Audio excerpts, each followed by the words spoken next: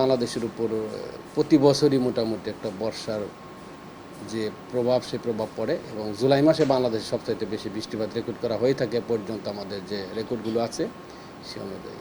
আর যেহেতু এখন বর্ষাকাল মৌসুমি বাংলাদেশের উপরে শক্তিশালী রয়েছে, অ্যাক্টিভ রয়েছে, যেটাকে আমরা সক্রিয় রয়েছে, বিধায় বাংলাদেশের উপর কিন্তু গত ৩-৪ দিন যাবৎ বিভিন্ন অংশে বৃষ্টিপাত হচ্ছে।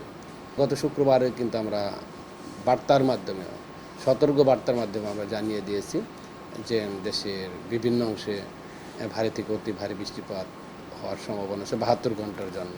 চট্টগ্রাম বিভাগ এবং সিলেট বিভাগে যে পাহাড়ি অঞ্চলগুলো আছে, যেহেতু অনেক দিন যাবৎ বৃষ্টিপাত হচ্ছে, মাটি নরম হয়ে যাচ্ছে, ভূমিধসের একটা আশঙ্কা আছে।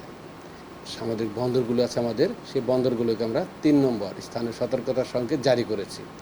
সকাল ৬টা পর্যন্ত আমরা সর্বোচ্চ যে বৃষ্টিপাত রেকর্ড করেছি, সেই বৃষ্টিপাত ছিল বান্দরবনে।